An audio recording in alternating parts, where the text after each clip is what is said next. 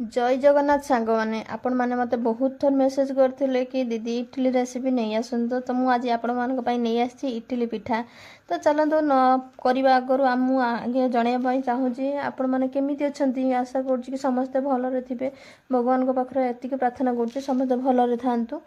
तो चलतु आज आम इडली रेसिपी बनइबा। तो इडली पिठा केमी आम घरे बनईकि खाऊ सेटा मुझे तार संपूर्ण प्रणाली आपण मानक जनइबी और आपण मैंने सबू टिप्स को मोर फॉलो करेंगे आउ केमिति कौन बनाऊँगी आपण मैंने निश्चित घरे बनईकि थरे ट्राई करेंगे। तो वीडियो भल लगे लाइक कमेंट शेयर सब्सक्राइब करने को जमा भी भूलिए नहीं एति मोर अनुरोध रहा। तो चलते आम बनइबार प्रोसेस आरंभ करवा। देखो इडली बेटर केते सुंदर हो जामर एबे आम गोटे पात्रटे नवा से तो पात्रटी आप जेकोसी पात्र ना आप चलो। तो ये मु चाउल 3 कप चाउल नहीं माने गोटे कप आमर 200 ग्राम। तो ये मु 3 कप चाउल नहीं। तो चाउलटा आमर घर ही अरुआ चाउल। तो आपण मैंने चाहिए भी मार्केट रू आनी परिवे जो चाउल आमर मार्केट रो अरुआ चाउल बिक्री होची सेटा को चाहिए भी आपण आनी परिवे। तो चाउल को मु 3-4 थर कर भल भाव रगुड़ी धोई देती वाश करदे चाउलटी को भल भाव रगुड़ सारापर आम से पानीटा को पकईदबा। तो देखो आम 3-4 थर धोई सारापर भी केमिति तार बाहर धला अंश। तो आम 3-4 थर वाश कर सारापर किसी टाइम ताकू पानी देके घोड़ीदबा। तो मु आगू कहबी आपण को केते टाइम घोड़े रखिए। एबे मुझे गोटे कप्र बिरी नहीं। तो जोटा कि आमर ओजन रे 200 ग्राम पर हम पूरा सफा बिरी धला बिरी मु नहीं। तो आपन जदि कला बिरी नापी चाहते तो ताकू चुपा छड़ाई पड़ो। तो चलतु या आम 3-4 थर भल भाव वाश करदबा परिष्कार पानी रे हाथ रे रगुड़ी आम धोईदबा। धोई सारापर देखु या पानी देकी किसी टाइम बतुरी दबा। एथिरे मु हाफ चामच मेथी नहीं। मेथीटा आमर डाइजेशन को ठीक करे थाए। तो बिरीटा हूँ आमर अम्बल जातीय जिनस। तो से मेथी पकईक आम जो खाद्यटी तैयारी करा सी आ डाइजेशन हम ना। तो चलतु आम या 5-6 घंटा घोड़े रखा। तो बतुरिया 5-6 घंटा छाड़ीदबा। तो एबे आमर 5 घंटा संपूर्ण भाव कंप्लीट हो सारी। तो एबे आम ताकू देखिबा केते सुंदर भाव आमर अरुआ चाउल फुली जाइए देखि पारथि आपण माने। बिरी मध्य बहुत भल भाव फुली जाइए बड़ बड़ हो जाइए जति मात्रा मु बिरी देती तार डबल हो जाइए। तो ये बिरी पानी टी आम फोपाड़ा ना बिरी पानी टी आम रखा अरुआ चाउल पानी टी आम फोपाड़ी पारिबा।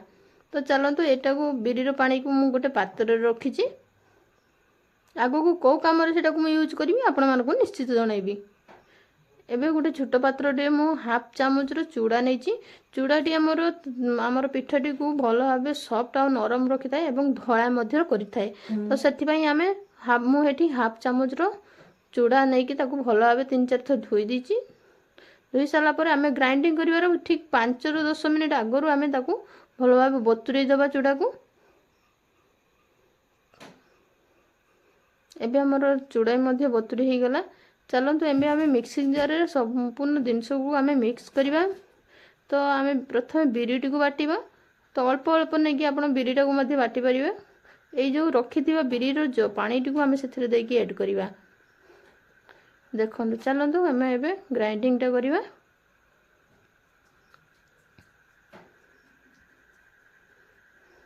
एबे देखो आमर केते सुंदर सॉफ्ट और नरम केते प्लेन भाव आमर बिरीटे बाटी हो जाइए।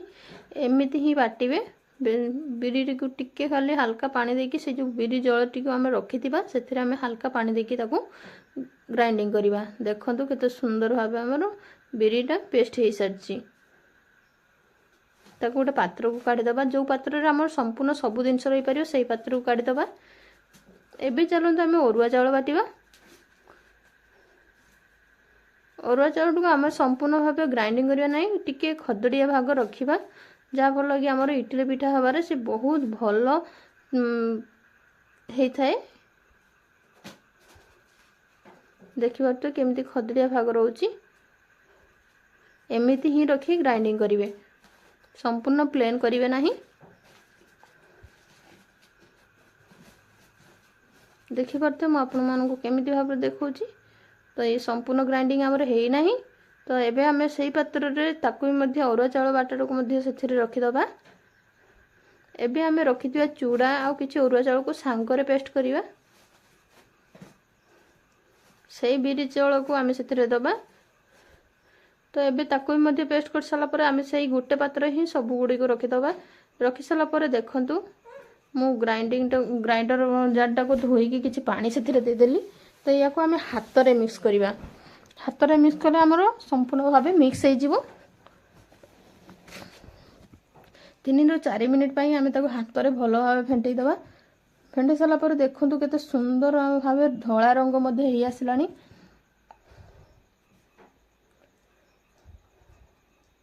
ताको भलो भाबे गुळै दबे। गुळै साला पर आमे ताको चारि पाखरु पुछि कि मु रखि दबा। तो रखि साला पर आमे ताको 6 ରୁ 7 घंटा घोड़े की रखीदबा। यह आपण राति रे कले सुविधा होबो सकाळ को बनेया पई। तो या को सब बेले मन रखिथिबे राति रे ही करिले या को राति रे आपण पेस्ट तयारी करी कि घोड़े की रखि देबे सकाळ को ही आपनकर 7-8 घंटा हे जाइथिबो। तो आपण आराम से ताको बनेई परिबे।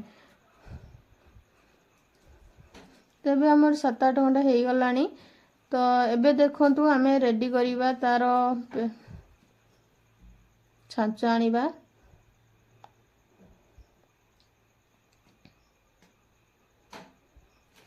एबे देखंतु 7-8 घंटा पर मु जो काढिली तार घोड़ाईटी केते सुंदर भाबे फुली हे जायछि। मु जति रखते तार डबल हे जायछि।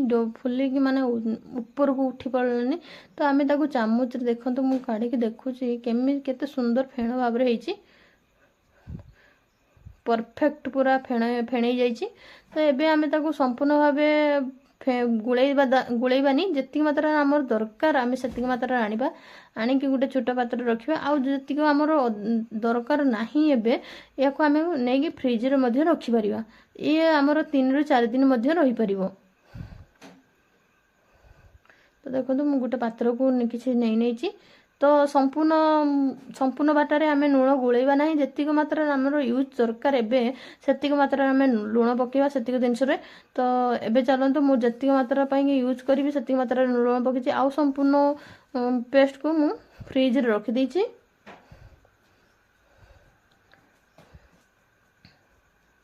याको बेसी गुळैबेनी काहे कि ना बेसी गुळैले यार गबल्स गुळा को माने नष्ट होई जिवो। देखंतु केते सुंदर भाव तार बबल्स को देखंतु पूरा फेणे ही जायछि।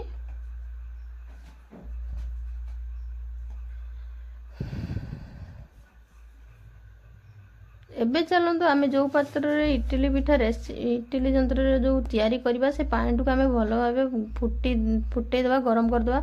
एबे पुनी तार छांच मान करे टिके तेल यूज करिया। तेल गदे साला परे आमे अल्प अल्प पेस्ट पके दबा सेथिरे। तो देखंतु अल्प देले कोन कहउछि ना से भलो भाबे फुली की जते बेले से फुली हबो पिठाडी तो से डबल आकार तार धारण करिवो।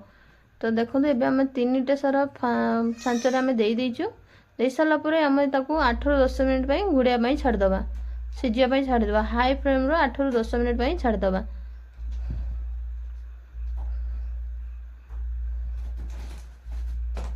एबे देखंतु हमर 8 ରୁ 10 मिनिट हे जायछि।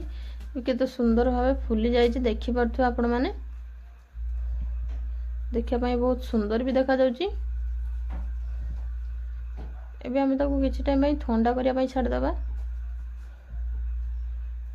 तरे किछि पानी छिंजा मारी के मु पिठाडे को उठैबे। आपण माने देखंतु ये मु चामच रो छोटो चामच रो पछपट दे के मु उठाउछि।